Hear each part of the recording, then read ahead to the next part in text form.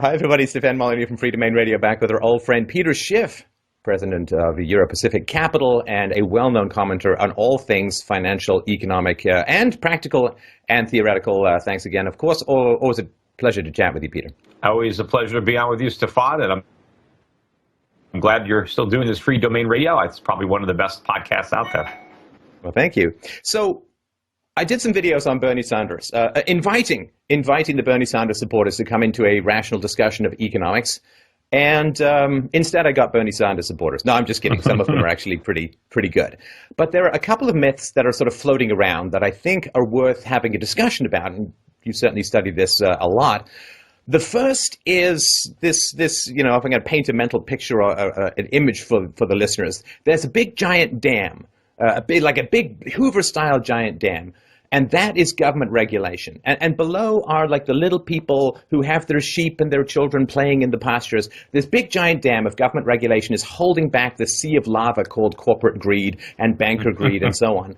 And this idea, of course, that a lot of people on the left and some people on the right believe was that, in the 90s and in the early 2000s, this dam was cracked. They took this wrecking ball, they took these regulations down, they let unfettered, rampant, eat your grandmother free market greed run rampant, and the shadow of the lava cascaded down on the sheep and the children, and everybody got burned alive. And so now the important thing to do is to rebuild that dam of regulation, and it's talked about sort of regulation as a whole. They talk about Glass-Steagall, which is sort of like a magic spell supposed to ward off Fed policies that resulted in the financial doom that we saw. But I wonder if you could talk people a little bit about this myth and ways in which they can think about it differently. Yeah, well, first of all, there's more than just a couple of myths. I guess a couple is two. The whole, Sanders campaign is built on a foundation of myths. But that is certainly one of them, that the only thing separating the average American from being completely victimized by greedy corporations is the government. And if it wasn't for the government, we would all be breathing toxic air, and, we'd be eating contaminated food, and we'd be dying of all sorts of diseases, and, all of our products would be defective. And it's just the government that is responsible for quality in a market economy. And it's actually the complete reverse. Individuals don't need protection from private companies, and all private companies are a collection of other individuals that are trying to win your business. They are trying to satisfy your needs and your desires in a more efficient way than their competitors. Everybody is competing in a free market economy to give the consumer the best possible deal, the highest quality at the lowest cost. Government doesn't facilitate that. The market does. Competition does. What happens when government comes in to regulate an industry, often it gets captured by the industry it's regulating, and then the industry uses government power to protect it, and it uses the government to rip off the consumer in ways that never could happen if the companies couldn't bring the power of government to be working on their behalf. And the government has convinced the voters that these agencies are there to serve the public, but they're really there to serve the businesses. So there are, of course, there's this myth of deregulation, that somehow in the financial markets it's this Wild West and there's no laws, and sometimes it even sees that the laws of physics dare not apply for a position on Wall Street. But the facts seem to be, of course, that regulations have continually gone up, and that there are, 119 agencies currently regulating all of this?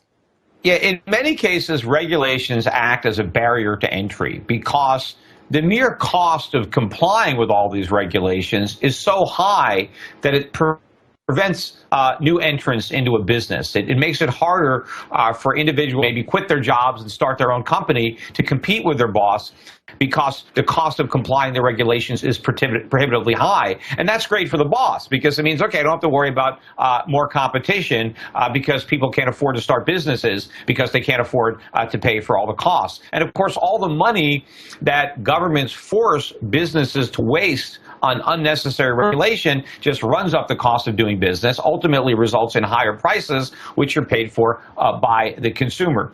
But, this whole idea about Glass-Steagall and deregulation, and that's why we had a financial crisis. I mean, this is perfect for the government because it allows the government to blame capitalism or the markets for the '08 financial crisis, and it can hold itself out as the solution. Like, all we need is more regulation to prevent this from happening.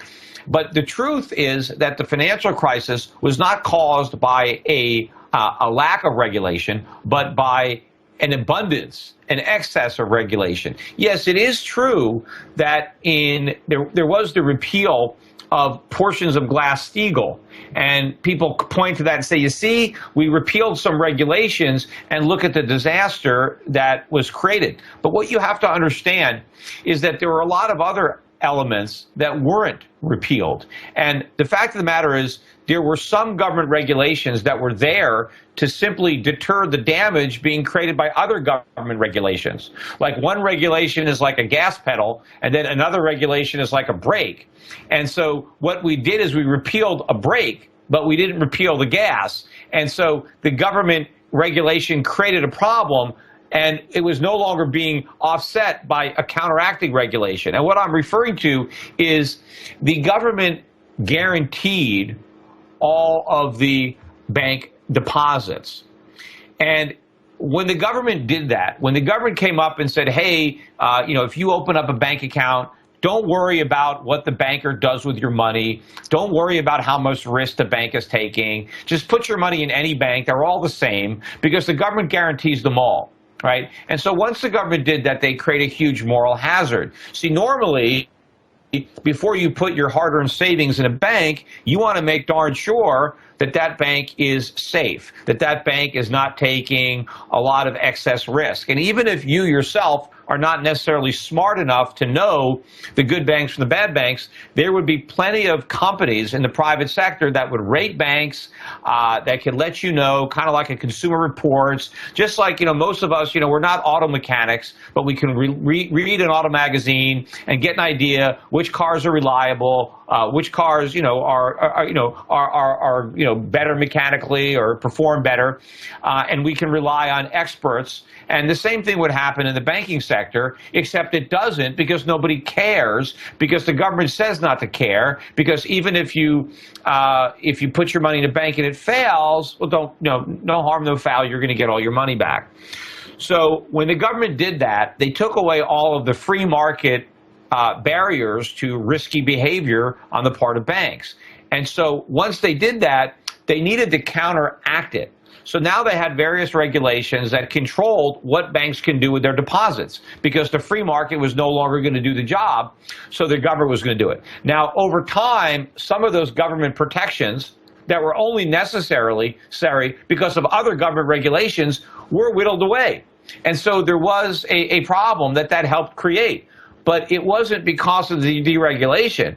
It was because they didn't deregulate enough. Had they got rid of all of those regulations and had banks been a true free market, both in profit and risk, and if individual depositors had to be concerned about the health and stability of the institutions in which they entrusted their deposits, and had bank executives known that their customers, they would lose their customers if they were making risky loans, then none of this stuff would have happened. We wouldn't have had all these risky mortgages if it wasn't for the government guaranteeing all of the banks so that nobody cared what the banks were doing with their money. Well, and there is this, just to take a brief wind sprint through the Glass-Steagall. Of course, in the 1920s, we've talked about this before, the Federal Reserve cranked up the money supply and then cut it by a third, causing a crash. 2% of bank deposits vaporized and everybody freaked out. Now, the Glass-Steagall came in 1933, I think it was, and the idea behind it, of course, was to separate commercial from investment banking. So people who are investing in the stock market really couldn't take your personal check kind of stuff and vice versa. It was actually brought in by the investment banks who didn't want competition from the regular banks in terms of being able to manage stock portfolios and so on. And it largely weakened in the 60s, and then only one of the 4 provisions was repealed in the 90s. And even Barack Obama has said, it wasn't really Glass-Steagall that caused this problem. The vast majority of the companies that hit the rocks in 2007, 2008 weren't even covered by Glass-Steagall. In Canada, there's no such thing as Glass-Steagall, and there wasn't the same kind of housing crash. So there's almost no match between the theory and the practice, which is why, you're kind of dealing with this magic spell of anti-capitalism that is supposed to justify further government action. And of course, the real problem was the Federal Reserve. It was the Federal Reserve's policy of keeping interest rates artificially low. That provided the air for the housing bubble.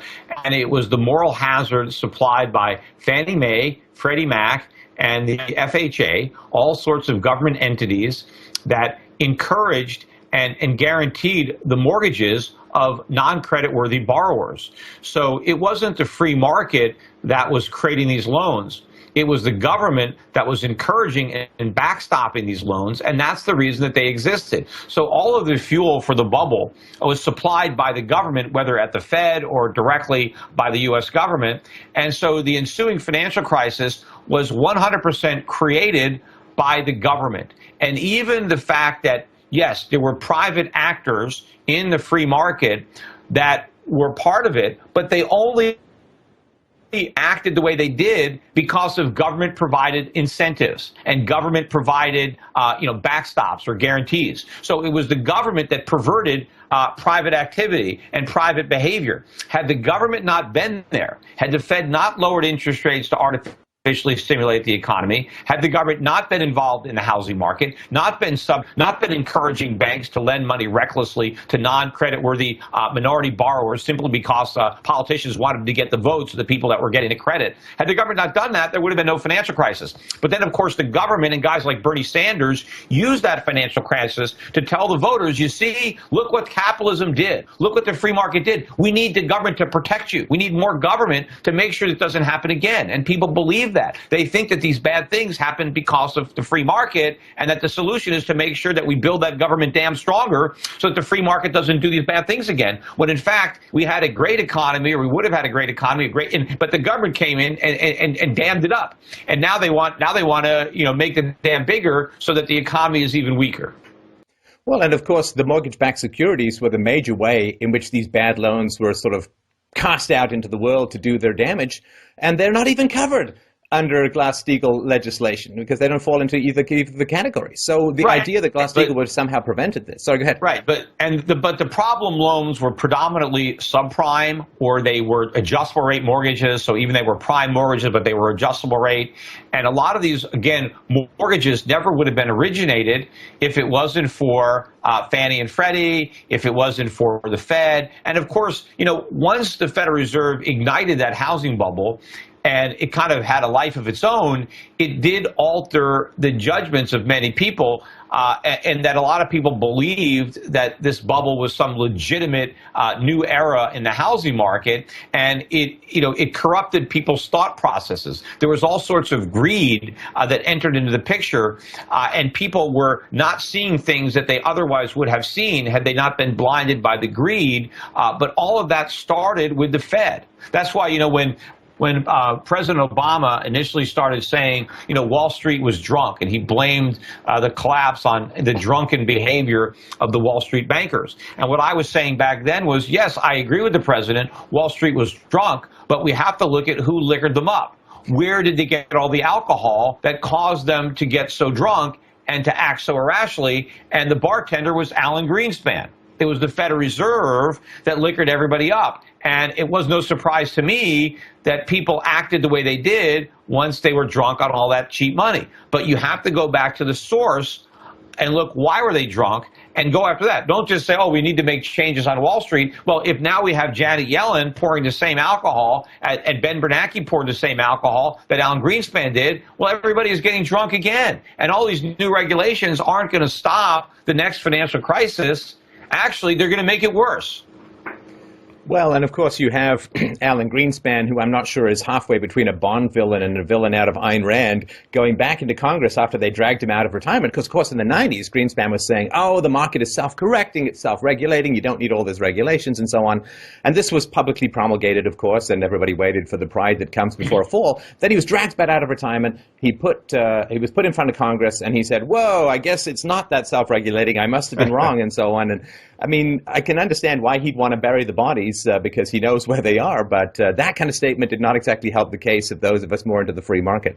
Yeah, and once again, I mean, I look at him as a real traitor to the free market and to what he used to believe in, because he doesn't want to admit that he screwed up in the actions that he took. So now he's trying to say, well, my mistake was overestimating the free market and overestimating the ability of the market to act. Look, the free market works when it's not corrupted by the Fed.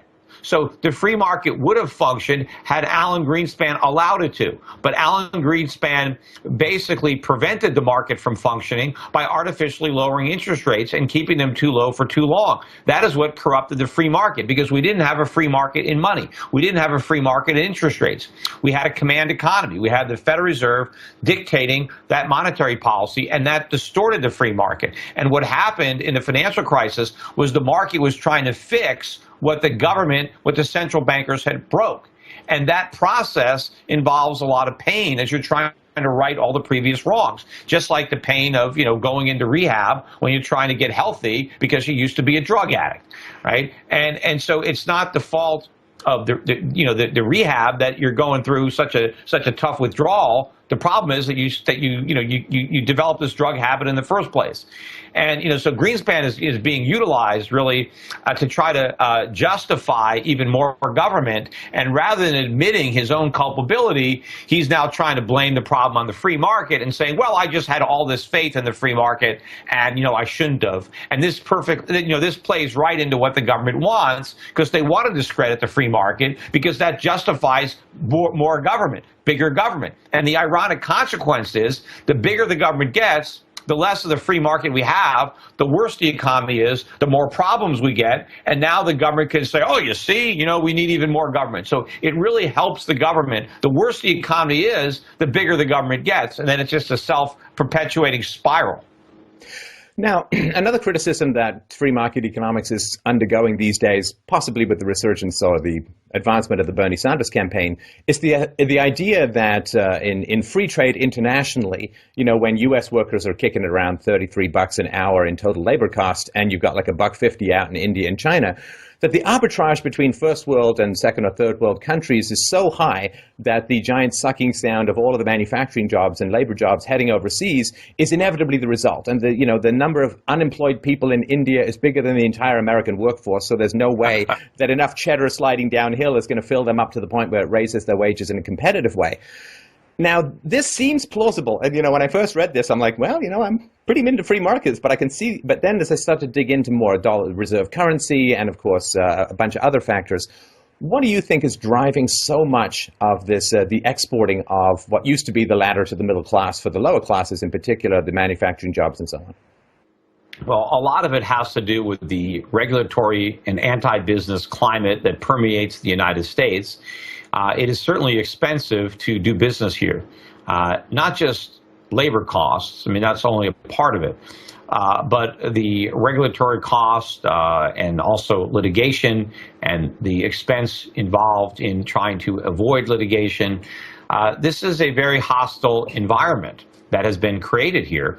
And so individuals naturally look to escape that hostility, and they look to start businesses and employ people in environments that are lower cost and less risky. And a lot of the reduction in cost comes from regulation, taxation, and litigation. It's not simply, all the jobs are going to go to the countries that have the cheapest labor, because that's not true. And in fact, if you go back to America, in the latter part of the 19th century or the early to mid part of the 20th century, America had very high wages on a global scale. Yet we made everything. I mean, we produced everything, not only all the things that Americans bought, but all the things that almost everybody else bought. We had huge trade surpluses in manufactured goods. We produced manufactured goods of all sorts, And we produce the highest quality at the lowest price, despite paying some of the highest wage rates in the world. In fact, Americans, 100 years ago, probably enjoyed higher real wages than they do today. Certainly after tax, way more, because they didn't pay any taxes back then. And on a relative basis, our wages were higher. There are plenty of countries today that have higher wage scales than the United States. But also, I think the dollar is overvalued, and that is also, making these problems worse. It is artificially increasing the cost of production in the United States. Now, the overvalued dollar is both a blessing and a curse. It's a blessing in that it makes life in America better now for people who are earning dollars, because those dollars have more value, so we can buy more things and we have a higher standard of living. Prices are lower than they otherwise would be because of the artificial strength of the dollar. We get to consume a lot of products that we didn't produce because the world is willing to accept the dollars that we just create out of thin air for the real products that require, land, labor, and capital to produce. We get something really for nothing. But the trade-off is that the longer this goes on, the weaker our real economy is, right? Our industrial capacity continues to diminish. Our productive, high-paying jobs continue to go away. And so eventually, when this thing comes crashing down and the dollar comes crashing down, we're going to have to deal with the aftermath of this. And it's going to be, we're going to have a collapsed dollar. So we're not going to be able to afford to buy all these products from overseas. But since we no longer have the industrial base, we're not going to be able to produce them ourselves. So we're going to have to, make do without things. We're going to have a huge decline in our standard of living until we can reverse the process. But reversing the process is going to require wholesale changes at the government level on regulations and taxes, because we're going to have to save and invest our way out of this hole. Do you think, and I was just reading about how the Chinese are looking to up the convertibility between their currency and the Swiss franc and so on, it seems to me like this overvalued dollar as a reserve currency seems to be something that people are trying to get around, trying to get away from. Do you think that that's happening overseas? Are people looking at alternatives to a sort of a more worldwide currency? I think so. I think that the dollar as the reserve currency is a problem for the global economy. It's helping America, right? We're the principal beneficiaries as far as the immediate impact on our quality of life. But since there's a loser, though, that makes that possible. Americans get to live beyond their means, right? Americans get to consume things that they didn't produce. But that means somebody else is living beneath their means. Somebody else is producing something and not consuming it, right? And so other people are sacrificing so that we don't have to, so that we can enjoy a better quality of life. And so when the world moves away from the dollar as the reserve currency and goes back to a different monetary system, then America is going to lose that privilege. America is going to lose that advantage. But now other people are no longer going to have to bear that burden. And I keep hearing all the time, people say, well, if the Chinese or other countries, if they can't export to America, who are they going to sell their products to? They're going to buy their products themselves. People forget that exporting is not an ends. It is a means to an ends. What people want are consumer goods. And if you're exporting some of what you produce, you're only doing that so you can import other goods that other people maybe are more efficient at producing than you are. It's about trading for a gain so that you end up with more stuff because you produce the stuff that you produce well, and you exchange that for the stuff that other people produce more efficiently than you do. But what happens with America, the world gives us stuff, and we don't give them any stuff. We just give them paper. We just print some money. In fact, we don't even print it, right? We just create it electronically. And so when the world realizes that exporting to America is a waste of resources, it's a waste of labor, it's a waste of material, it's a waste of capital, they should use those resources to produce things that they want, that they need. Their lives will be better. And when, these countries, emerging market economies, when their currencies rise as the dollar falls, then all sorts of products are going to become affordable in those countries, just as they're unaffordable in America. So as Americans have to stop buying stuff because the stuff they want to buy is too expensive, all of a sudden the Chinese are going to start buying stuff that used to be too expensive, but now they can afford it. And it's amazing how so many people think that a collapse in the dollar is going to be bad for the countries that have been supplying us with stuff, and they don't even worry about what it's going to do here in America. Americans rely on that overvalued dollar to survive. Well, and there's a really tragic backstory, I think, to this question, which is the price of something doesn't matter. It's the value that matters, right? I mean, if I want to make a movie, I can get Brad Pitt. He's like $10 million or $15 million, but people will buy him because he can open a movie. People will go and see it because it's a Brad Pitt movie. The guy behind him, the guy in the background holding up the sign or whatever, in the union shot or whatever, he's like $5 an hour. So the question is, why does anybody bother hiring Brad Pitt when there's a guy behind him you can get for like 0.00001% of the price?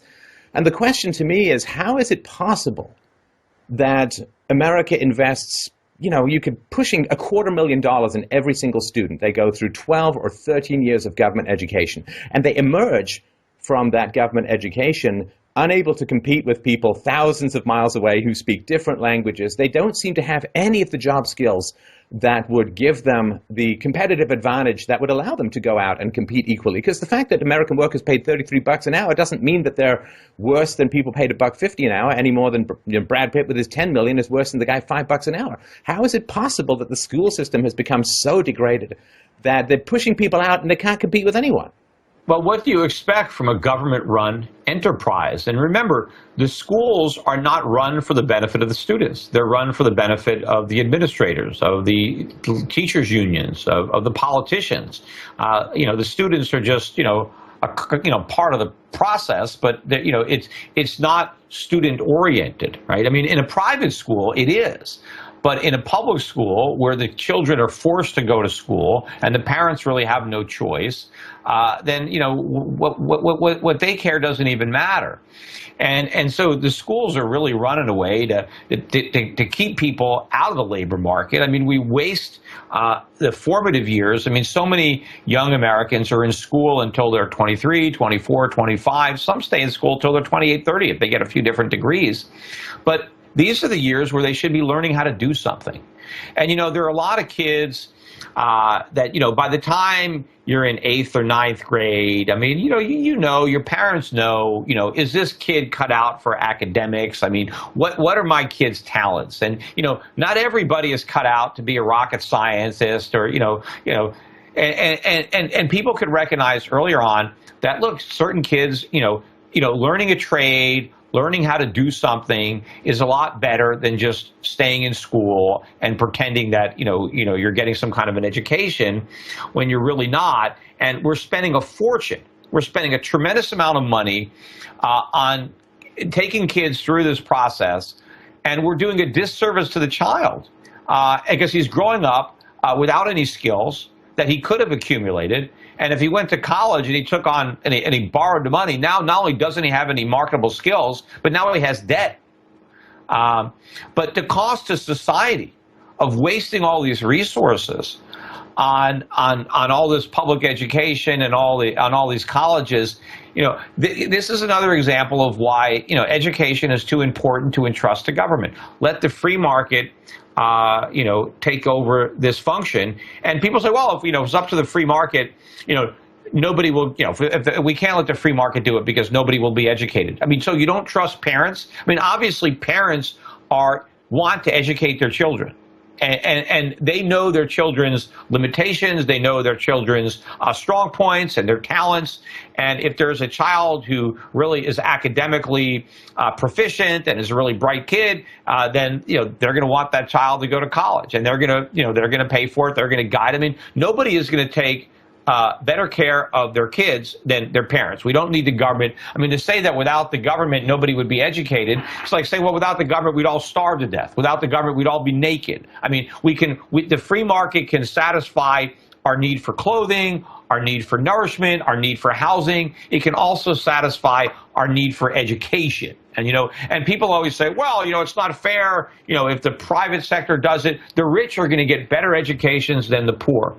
Well, maybe they eat better food than the poor. They wear nicer clothes than the poor. They live in bigger houses. So, yes, they might go to fancier schools. But you know what? So what? Because I bet in a free market education, even if the rich get better educations than the poor will get better educations than they're getting now. So they're still going to be better off. it's hard to imagine they get worse. And it just, while you were talking, Peter, I was just thinking about Ben Carson. Because Ben Carson it says that basically he's not said that he got anything from his school environment other than people to punch and stab. But his education was driven by his mother, because his mother, even though she herself could not read, made him and his brother do two book reports. I said, no TV, 2 book reports every week, and they had to go ahead and do it. It really came out of the home, despite what was going on in the school, that gave him his drive. Yeah, and a lot of these schools now, these government schools, particularly in the inner cities, I mean, no one gives a darn. The parents don't care. The parents have no, really respect. I mean, they're living off of government. I mean, they don't have any work ethic. They didn't really even get anything out of their school, and they've got the kids, and they're only going to school because the government requires them to go to school, and the kids even resent being there. I mean, the whole environment is toxic, and the few kids that are there that really want to learn, the environment is so polluted by all the kids that shouldn't be there in the first place that they can't learn. And now you have the teachers having to teach to the lowest common denominator. I mean, the whole thing is a complete disaster, and it costs a fortune. And all the resources that we waste on the education system, those are resources that could have gone into productive investment so that the kids would actually have jobs and have a higher standard of living. Instead, we squander all the money on worthless educations that they don't learn anything. I mean, how many people have graduated college and are functionally illiterate? And yes, there are plenty of college grads who can read and write, but they can't do much else. I mean, a lot of the college grads don't really know much more than people used to know when they graduated elementary school. I mean, probably if you took an elementary school graduate from 1900 and put him against your typical college grad today, not even a high school grad, a guy that graduated 6th grade, I bet 6th graders from 1900 can do better on math and reading or geography than college grads today. Well, Shakespeare only went to school for 12 weeks a year when he was a kid, and not for very long. Now, I like to dip into politics. I know that you've run for office, and I assume that you're circling around the current level of excitement. And I think it's a very exciting election that is coming up in America. I'm like, every single cycle, I'm like, maybe I'll sit this one out. Maybe I'll take a break.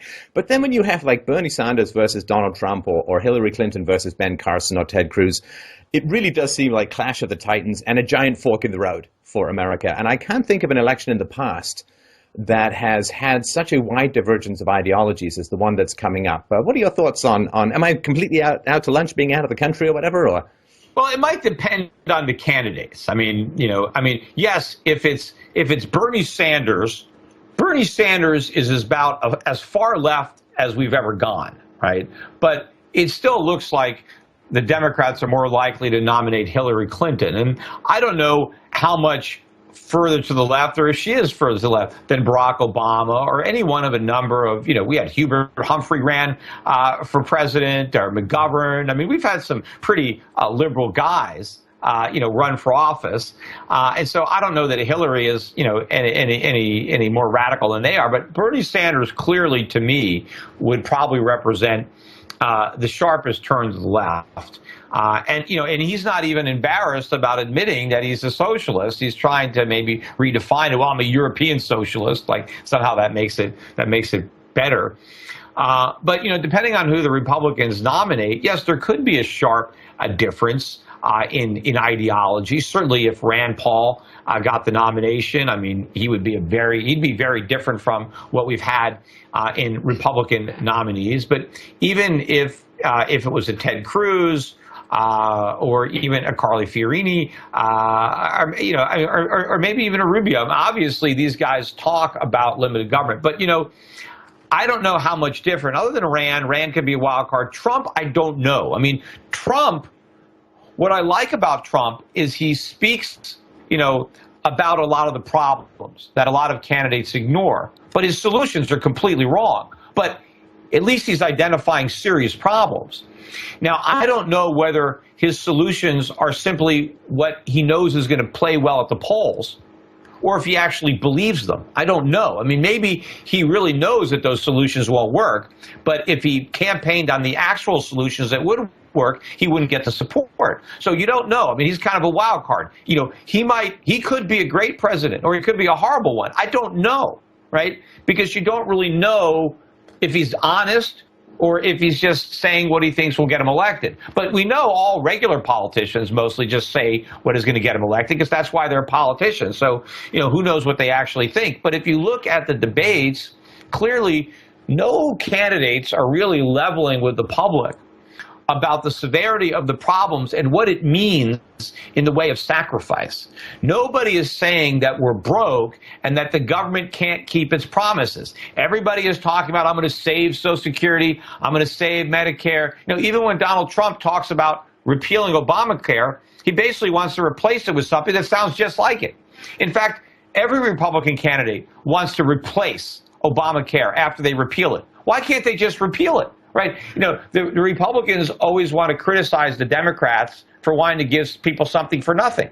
Well, the Republicans want to give something for nothing too. It's just a different something. It's not just a government handout. It's maybe, a tax cut, but it's, there's no way to pay for it as far as actual identifiable cuts in government spending. Even when you hear, who's it? Was it not Rubio? Ted Cruz. Yeah, I want to get rid of the Department of Education, and I want to block grant the money to the states.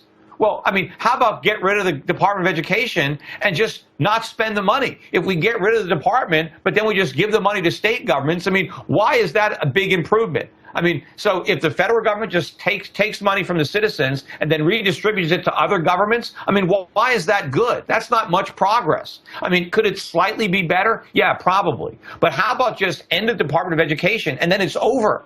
Right? The government just doesn't send the money. Don't block grant anything to the states because the government is broke. How does the government get the money to block grant it to the states? It's got to go out and borrow it. It's got to go into debt. But again, he's afraid of saying, hey, let's not spend the money. But that's what we have to do. People who were promised benefits from government have to be told that the government is broke and they're not going to get their money. We're not going to bleed millennials dry. We're not going to make 20 and 30-year-old kids pay confiscatory levels of taxation so that promises can be kept to their grandparents that they never were even a part of. So people have to, be honest and, honest with all of our creditors, government people who are going to get government pensions. The money is not there. We are broke. The government spent it. But I still don't see Republicans willing to tell it like it is because they're probably afraid that if they're the messenger of that bad news, the voters are going to shoot them. And they're going to just elect somebody else who's not telling the truth. Well, I mean, this is the great challenge of the modern democracy. Maybe it's the challenge of all democracies. People will certainly take extraordinary levels of sacrifice if they believe in the moral mission. Of course, if you think of the degrees of losses of freedoms and the draft and so on that occurred during a major war like the Second World War, people they'll take their food stamps, not the new food stamps, the food rationing coupon books, and the women will give up their stockings and the men will go off to fight because they believe in the moral mission. But of course, to make the moral case that the system has foundered because it is continually violating personal and property rights is to really take a bit of a sledgehammer to the base of the current edifice of society. That's a lot for people to swallow. If you can get them to believe in the moral mission, as an old quote by Nietzsche says, give a man a why, he can bear almost any how, but that why seems very tough for politicians to articulate. And, the Republicans still are trying to look for quick fixes, like on immigration, like, our problems are just based on these immigrants. And if we can only stop the illegal immigrants from coming in, if we only build a wall, then our problems are going to be solved. And look, if you look at the number of immigrants coming to this country, both legally and illegally, and each year as a percentage of our population, it's substantially smaller than the immigrants that were coming here towards the end of the 19th century and in the early decades of the 20th century. And we absorbed those immigrants, and it was great. There wasn't any problems. And, it was Ted Cruz was saying that, these immigrants are driving down our wages and somehow this is a bad thing. Well, first of all, wages are costs, right? It's costs of production. And if costs go down, that's a good thing because everybody who earns wages also buys stuff.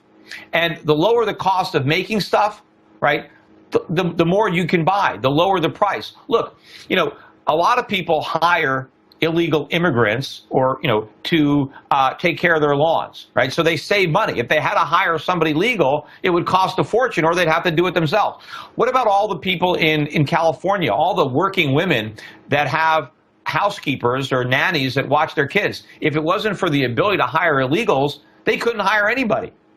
What you would have to pay an American to forego welfare to watch your kid would be so high that most women after taxes couldn't afford it. So there's all these women that have jobs that couldn't even afford to take them if it wasn't for the immigrants coming in. The same thing, we have a lot of industries, certainly agriculture, that would completely shut down if they didn't have immigrant labor coming in. And of course, there are a lot of higher earning jobs that would disappear if those lower paid jobs weren't here. We'd have to import even more of our agriculture.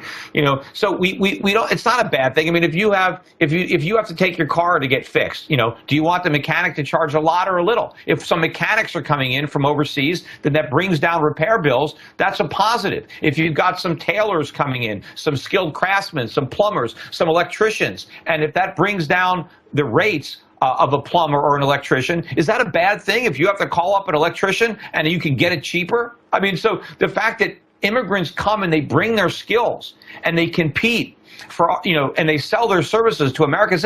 Americans benefit from this. We benefited it from in the 1890s, 1900, 1910s, 1920s. People coming in and working and bringing their skills is a net positive. But you've got the fear mongers of the Republican Party saying, hey, we got to keep these immigrants out because they're pushing down your wages. That's just not true. Well, the pushback position, if I understand it correctly, goes something like this, which is that if you compare immigration in the 1890s, then you're talking about getting the most motivated and energetic people coming into a free market environment, low taxes, no welfare state, comparing that to sort of the post-1965 era where you have significant welfare state and where there's no expectation for some groups of conformity to the dominant culture. You get a bunch of Germans coming in the 1890s. By 1930, they're indistinguishable from everybody else who came in. But if you get enough people of significantly differing culture, language, ethnicity, and so on, there's less of a integration capacity. And of course, there was a pause in the 20s when immigration was absorbed and so on. Well, certainly, number one, the problem there is the welfare state, and you don't say, hey, it's not an immigration problem; it's a welfare problem. So dismantle the welfare state. Don't hold out a sign that says, "Come here, we'll give you welfare and food stamps and Obamacare." Get rid of all that, not just for immigrants, but for native-born Americans, and let it be known that if you come to America, you come to work. Not come for a handout. But when the Republicans are talking about immigrants taking our jobs, the ones that are coming and going on welfare aren't taking any jobs. The ones that are actually coming and working, they are making a positive contribution to the U.S. economy. And of course, if we had fewer regulations in the labor market and lower taxes, it would be easier for those workers to make even bigger contributions. It would be easier for them to start businesses. How many small businesses in America have been started by immigrants? Go into a lot of these inner cities, and a lot of the small businesses are not being started by the native-born population. They're being started by immigrants.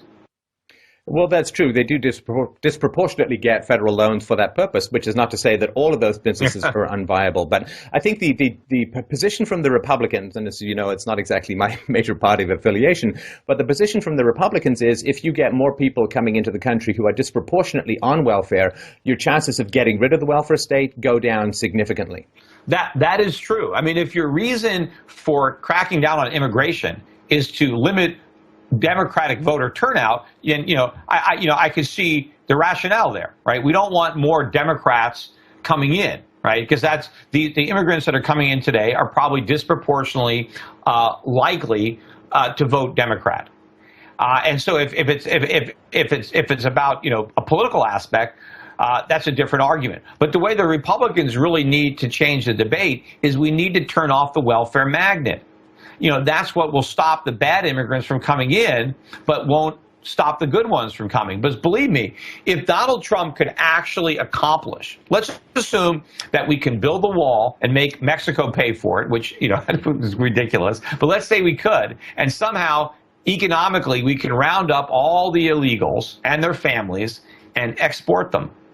I think the net contribution would be a net negative for the U.S. economy. It wouldn't be a net positive, even if we could do it. And of course, the cost of doing it would be astronomical, and Mexico wouldn't pay for it. I mean, I don't even know how Donald Trump thinks Mexico is going to pay for that wall. I mean, the only way he could do it is to put tariffs on Mexican products being imported into the United States. But Mexico doesn't pay those tariffs. The American consumers buying Mexican products pay those tariffs.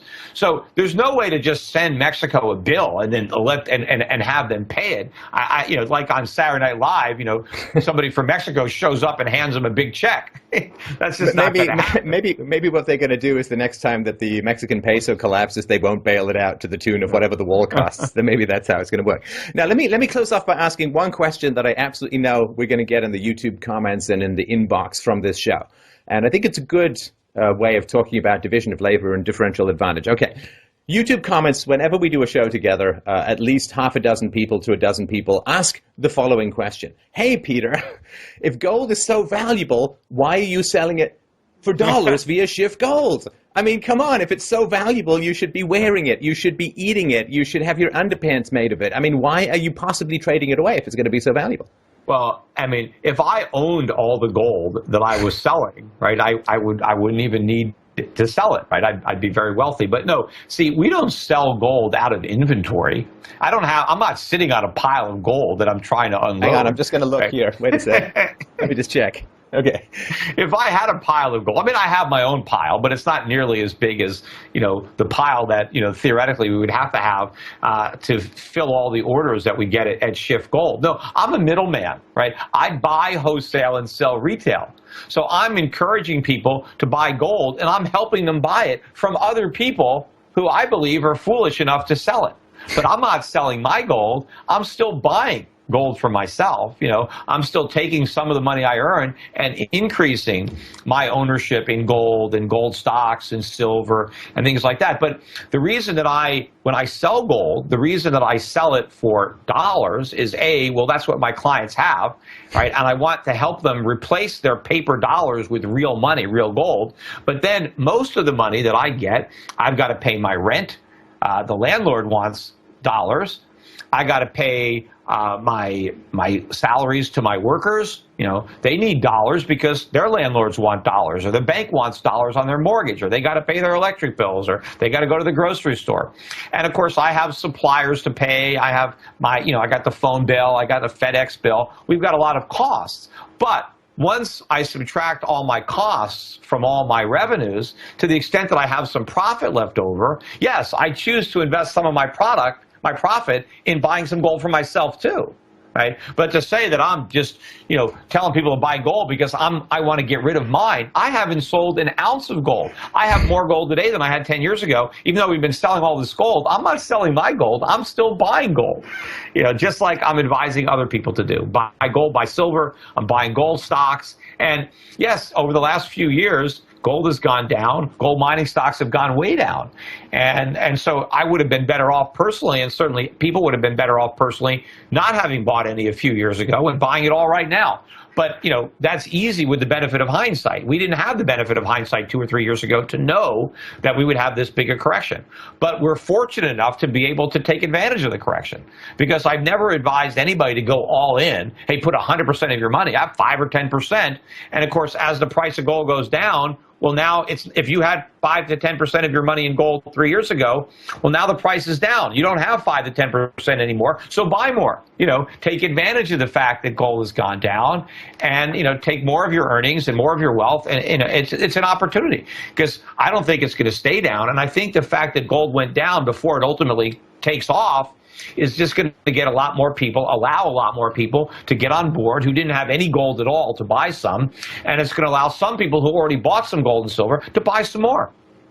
Well, and of course, you don't have to sell your house to drive up the value of your house. You just have to make your neighborhood more desirable. So the fact that you're stimulating demand for gold helps your gold holdings as it helps the gold holdings of your clients and so on. Don't overestimate my ability to influence the market. The people buying gold from me, it's such a small percentage. I mean, what really sets the price of gold are the speculators in the futures markets. I mean, they're trading so much gold. Of course, they're trading non-existent gold, right? You have people who don't even have gold selling it to people who have no intention of actually buying it. But all of that activity dwarfs what's happening in the physical market. But the price is being really set in the paper market. So I don't think anything I've ever said or done has influenced gold by even 10 cents on a given day. So I'm not trying to talk it up, right? I'm not trying to tout it. So, no, but I want people to be prepared. I believe that gold's going to go way up regardless of what I say. Even if I never existed, if my precious metals company never existed, gold's going to do what it's going to do. I'm going to have no effect on the gold market. But I think I'm going to have an effect on people who own gold, who might otherwise not have owned it, but for the fact that they heard me and I got them to do some research and to do some understanding, and they came to the same conclusion as me that they should own gold, and they buy it before the price goes way up. All right. Well, thanks, Peter. Always a really great chat. Why don't you just hit my listeners with your websites in case they want to pursue your thoughts and advice further? Well, you can see for precious metals, it's shiftgold.com. For people who want to get into stocks around the world, you want to invest in countries that are in better shape economically. They have lower taxes, fewer regulations, sounder monetary policies. Countries like Singapore, New Zealand, Switzerland, Hong Kong, there are places that we're investing. If you're interested in owning stocks and bonds there, also gold stocks, you can go to Euro Pacific Capital's website. It's Europac, EUROPAC.com. Europac.com. If you're a Canadian and listening, there's Europac.ca, my Canadian broker-dealer. And if you're anywhere else in the world, it's my bank, Euro Pacific Bank, EuropacBank.com. We provide a whole range of investment services, including the world's first and only gold and silver-backed debit cards, which allow you to spend gold and silver if you want to, the way you would spend euros or pounds or dollars. So we have that program offered at Euro Pacific Bank. And again, I'm not doing my radio show anymore, but SchiffRadio.com is hosting my podcasts. I do those a couple times a week when I can. I do my video blogs on my YouTube channel, so you can certainly follow me, Schiff Report on YouTube. You can go on my Facebook page. I remember you're doing something, because I remember a couple of years ago, I had a lot more YouTube subscribers than you did, Stefan, and you just blew by me at some point. I mean, I used to have twice as many people subscribing to my YouTube channel. Now I think you got twice as many people subscribing to yours as subscribe to mine. So you've done a good job. You just need to do more shows topless. I think that's the key. It's just putting all your pride to one side and shaking it all out. Well, thanks again. Always great to chat with you, Peter. We'll do it again soon, and we'll put all the links if you want to follow Peter's stuff below. Highly recommended. So thanks, Emil. All right. Thanks a lot, Stefan. Take care.